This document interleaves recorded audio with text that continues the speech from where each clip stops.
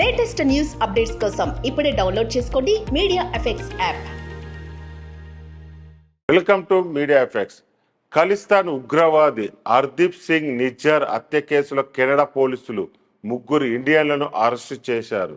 నిజ్జర్ హత్యకు సహకరించారనే ఆరోపణలతో శుక్రవారం 3 వ్యక్తులను అరెస్టు చేసినట్టు ప్రకటించారు. వారంతా నాన్ పర్మనెంట్ రెసిడెంట్గా 4-5 ఏళ్ల నుంచి కెనడాలో ఉంటున్నారని వివరించారు.